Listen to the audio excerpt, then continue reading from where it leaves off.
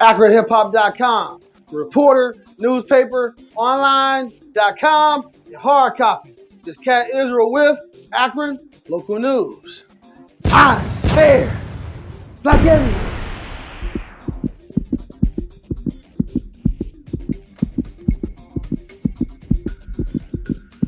Say it one more time, just in case you didn't hear me all the way in Washington, D.C. at the White House.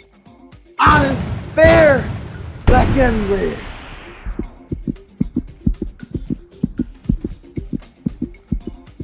Speaking of black everywhere, see where I'm at right now?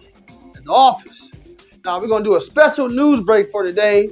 Now I know you're used to seeing me on the weekends doing a recap for the Reporter Newspaper Online.com page and a hard copy sometimes. Right now we're going to touch on a couple of details and topics so we can just get into it right now. So now I know everybody been watching TV lately. We're going to touch in on what happened at the Capitol building. But we're going to do a little recap so to give you a little touch on what happened beforehand that led up to the major event that happened yesterday.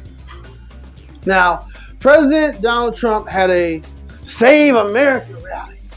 He wants to save America. I think more he wants to save himself. That's just my opinion. I don't know. And, but in saying that, he had a rally at the White House and over 40,000 Trump supporters, as they call them, the Trumpsters now. He basically pled his case on, why he should be president once again for the second term, that he was cheated out of the election, yada, yada, yada, we know. But before they left to go to the Capitol building, Donald Trump, his son, Donald Trump Jr., and his lawyer, Rudy Giuliani, was hard pressed on going to the Capitol building. Now, I'm going to paraphrase what Donald Trump said a little bit before they actually left to the Capitol building. He said basically that he was basically excited and amped up. He wanted the people amped up to go to the Capitol building to basically protest and overturn the votes that confirms President-elect Joe Biden as the next president of the United States. And paraphrasing, he basically said we want to walk down the street to the Capitol building. And we're going to take our pride with us and root them on. Wait a minute, are you telling me that Donald Trump told them people to go? Yeah, in a nutshell. He paraphrased it, yeah. I didn't even know that. That's why you're here. That's why I'm here. So, yeah, he riled them up, what I'm saying? He set the environment up for the Trumpsters to knock it down, as you say. So, after that, we had thousands of Trump supporters, marching down to the Capitol building. Now, during that time, that we had people in the Capitol building actually in the process of going through the votes to confirm whether if Joe Biden was the president or Donald Trump was the president. They were double checking, triple checking? Yeah, quadruple checking, all kind of checking. And during that time of them being in the chambers, you had the Donald Trump supporters riled up. And they started having a conflict with the United States Capitol Police. As we saw, they busted through the gate. Let's say it like that. And they basically breached the Capitol building, and I guess all hell broke loose, as we would say. We had a lot of injuries at that particular moment. 4 dead, 3 shot, 14 police officers injured. And my opinion about the situation, they call it an insurrection. And to me, I felt some kind of way on what happened earlier in 2020, how the police officers and military police were so prepared for, African Americans exercising their right to peacefully protest. Now, the way they was treated and the way President Donald Trump rhetoric towards the protesters, it seemed unfair.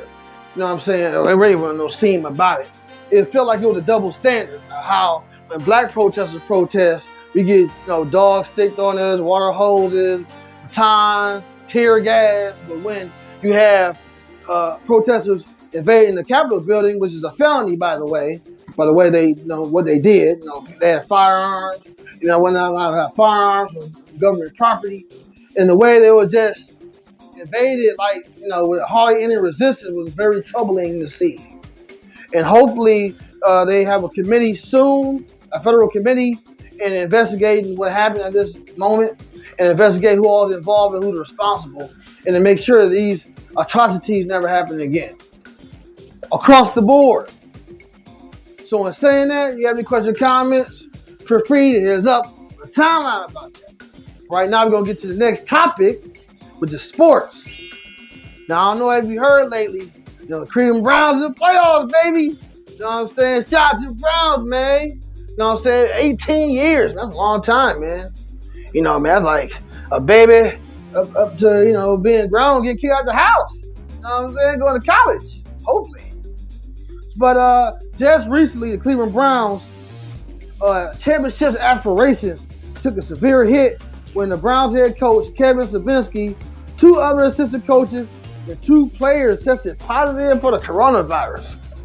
Man, we can't catch a break, man. Like, my goodness, like the week before when they played the Jets, they lost their whole starting lineup in the wide receiver core.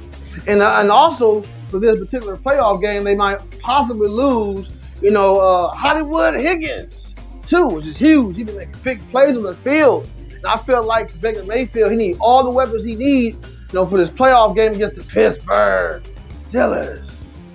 So, man, I just feel like the government dropped the ball, and this is the aftermath and the after effects, and it's actually resonating to the sports world. And it's really hitting the Cleveland Browns hard, man. When Pittsburgh played the Baltimore Ravens, Ravens dropped us. How they extended their games to, a whole nother week. But when the Browns have issues, it seemed like the NFL wasn't giving them their just due. So this is my opinion. So all in all, we're going to wish luck for the Cleveland Browns. I'm a Steelers fan. But hey, it's the AFC North. I'm going to root for all the teams in the AFC North no matter what. At least one of us got to go to the Super Bowl, man. Everybody talking about Kansas City and the Buffalo Bills. But I truly believe that Cleveland, they get hot, man. They go to the Super Bowl for real. Joe Hayden, the cornerback for the Steelers, might not play that game either. So, they're going to be wide open. So, like I said, once again, if you have any questions or comments about either topic, feel free, hit us up on the timeline. Don't forget to like, click, and share AkronHipHop.com, RecordNewspaperOnline.com. Subscribe to the hard copy. It's a new year. Oh, yeah. Of course. I'm always on the weekend letting us know something else happening. Some crazy stuff going on lately. And don't forget to hit us up on Akron Hip Hop TV on YouTube. This Cat Israel once again with Akron Local News, baby. Honest, fair, black everywhere.